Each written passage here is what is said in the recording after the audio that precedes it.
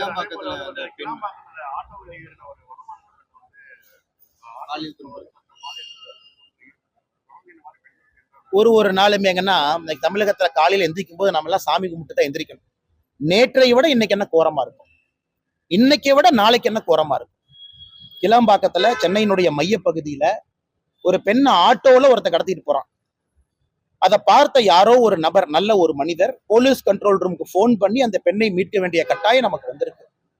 Central சிட்டில இவ்வளவு police வச்சிருக்கிறீங்க, ரோந்து படை வச்சிருக்கிறீங்க, வண்டி வச்சிருக்கிறீங்க, டூ வீலர் வச்சிருக்கிறீங்க, பெட்ரோல் போர்ஸ் இருக்கு, பிங்க் வண்டி இருக்கு.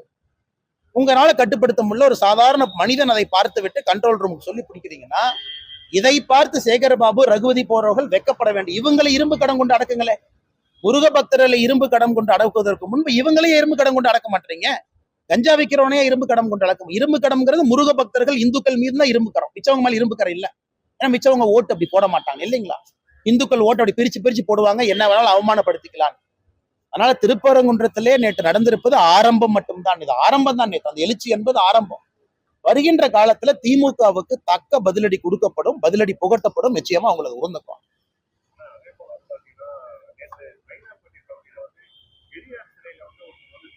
அது தவறுனே. நான் ஏற்கனவே சொன்னது போலதான், பெரியாரின் மீது உடன்பாடு இல்லை, கோயிலுக்கு வெளியே அந்த வாசகத்தை வச்சிருக்கிறாங்க, உடன்பாடு இல்லை, அதை எடுத்துட்டு போய் பொது இடத்துல வச்சிடறோம்.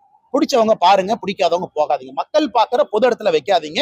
காமனா கவர்மெண்ட் சொல்ற இடத்துல எல்லா தலைவர் சிலையை வச்சுக்கலான்னு தான் நாங்க சொல்றோம். அதற்காக ஒரு தலைவரை போய் நான் செருப்பில் அடிப்பேன், அவமரியாதை செய்வேன், அவமானப்படுத்துவேன் என்பதில் எங்களுக்கு நம்பிக்கை இல்லை, ஏற்புடையதல்ல. அது மிக மிக தவறும் கூட. அது போல் செய்யக்கூடாத. காரணம், எல்லா தலைவர்களையும் எல்லோரும் ஏற்றுக்கொள்வார்கள் என்பது ஜனநாயகத்துல மரபு கிடையாது. சில பேர் எதிர்ப்பாங்க, சில பேர் ஏத்துக்குவாங்க.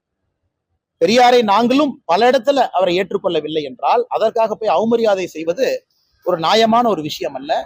இதை யாராக இருந்தாலும் கூட இதை வன்மையா நான் கண்டிக்கிறேன்.